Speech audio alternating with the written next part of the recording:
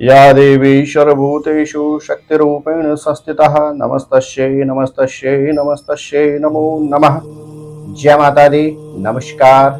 जय नारायण की। आप देख रहे हैं सुदेव। मैं हूं डीडी शास्त्री। आपके मन में भी अभिलाषा होगी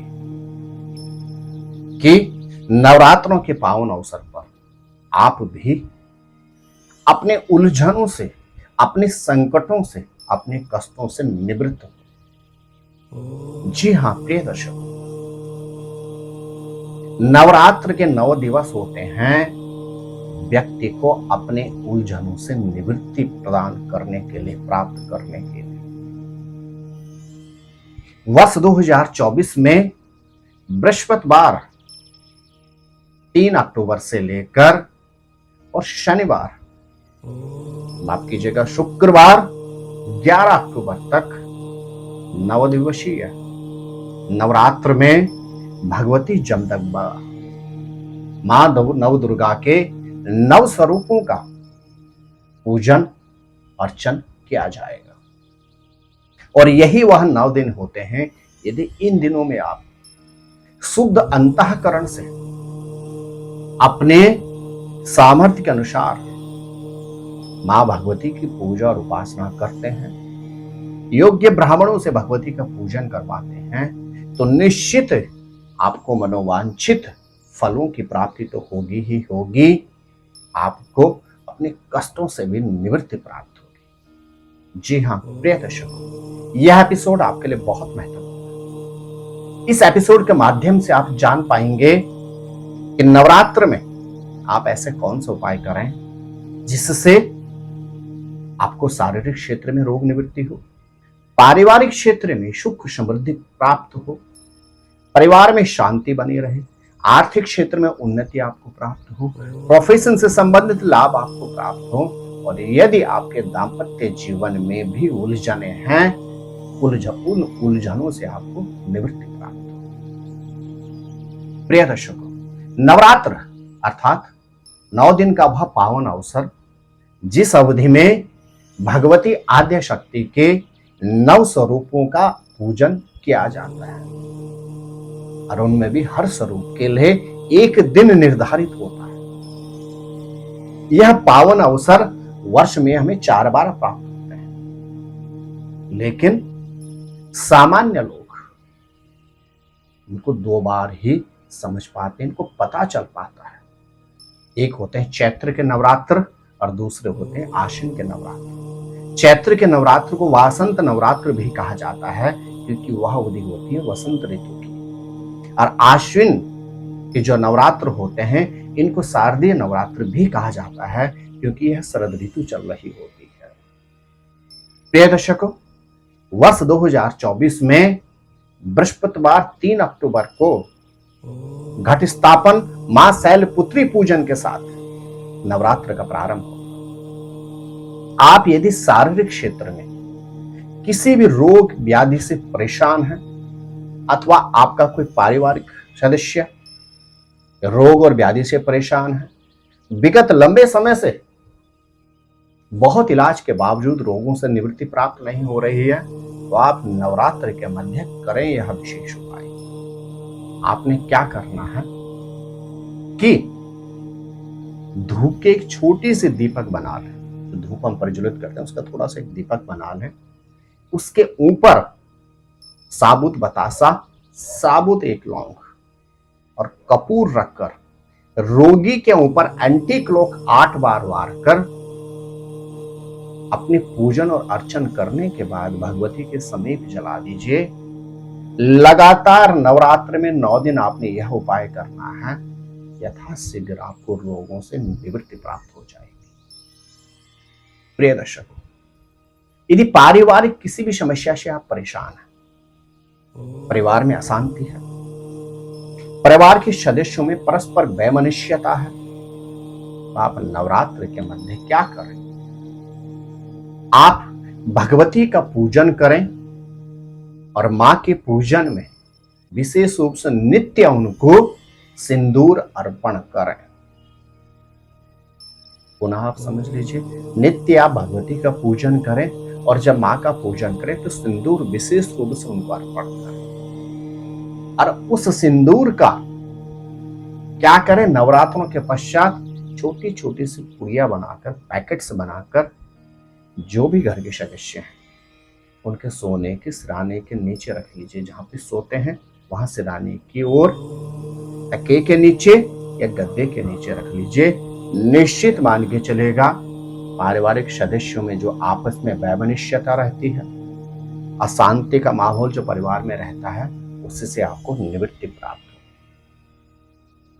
यदि आप प्रोफेशन से संबंधित उलझनों से परेशान हैं, आपको अपने सीनियर अधिकारी से परेशानी है, लाख प्रयास के बावजूद आपका प्रमोशन नहीं हो पा रहा है, तो आपके पास अद्भुत शुभ अवसर है।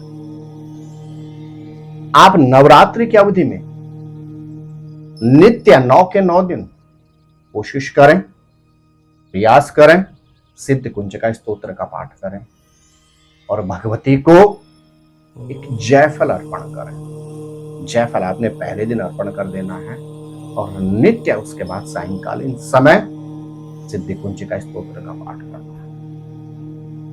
नवरात्र के बाद विजयदशमी के दिन उस जयफल को लाल कपड़े में बांधकर अपने ऑफिस के बैग में रख दीजिए, ऑफिस में अपने अलमारी में जाकर रख लीजिए।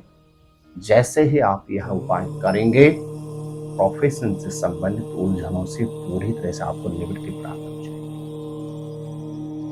प्रिय दर्शक, यदि आर्थिक क्षेत्र में आप परेशान हैं, लाख प्रयास के बावजूद आपके आर्थिक क्षेत्र में सुधार नहीं हो रहा है, तो नवरात्र के मध्य आप नित्य भगवती का अभिषेक करें।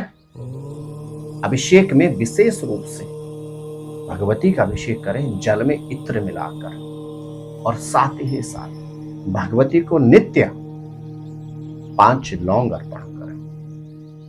विजयदशमी के दिन उन सभी लौंगों को एकत्रित करके लाल कपड़े में बांधकर अपने लॉकर में रख दीजिए। आपका भंडार निरंतर भरा रहेगा। लॉकर नहीं है, धन के स्थान में रख लीजिए, अन्यथा लाल कपड़े में बांधकर अपने मंदिर में रख लीजिए। आर्थिक क्षेत्र में अद्भुत आपको सफलता प्राप्त होगी। यदि विवाह के क्षेत्र में आपको अवरोधों का सामना करना पड़ रहा है, विवाह हो गया है लेकिन आप दंपत्ति के मध्य परस्पर विरोधाभास रहता है, तो आप नवरात्र के मध्य नित्य भगवती का पूजन करें और अलग अलग मंदिर में जाकर भगवती को नित्य श्रृंगार की वस्तुएं अर्पण करें।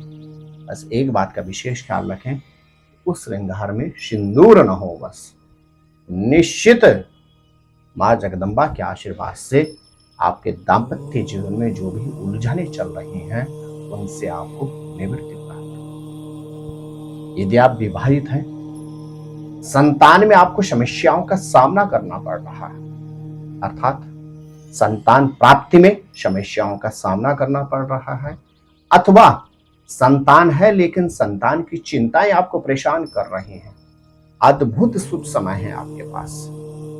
आप नवरात्र के मध्य नित्य दुर्गा सप्तशती के 5वें अध्याय का पाठ करें और साथ ही साथ भगवती को नित्य अनार का फल भोग में अर्पण करें और तदुपरांत सभी पारिवारिक सदस्य उस अनार का परस्पर भोग कर लें, उसका सेवन कर लें। संतान से संबंधित या संतान प्राप्त होने में जो भी समस्याओं का सामना करना पड़ रहा है, पूर्ण रूपेण आपको निवृत्ति प्राप्त हो जाएगी।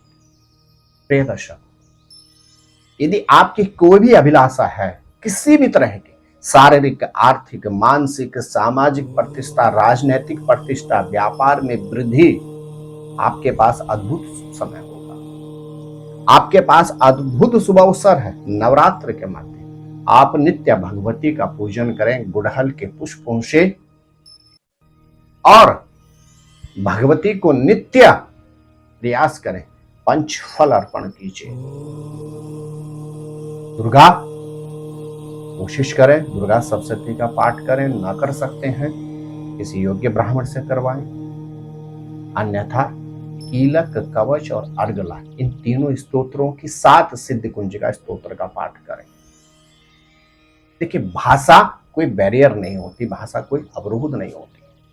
संस्कृत में नहीं कर पाते हैं, देवनागरी में नहीं पढ़ पाते हैं, तो आप हिंदी में पढ़ लीजिए रूपांतर। लेकिन भगवान, मां भूखी है आपकी भावनाओं की, भाषा की कोई भूखी नहीं।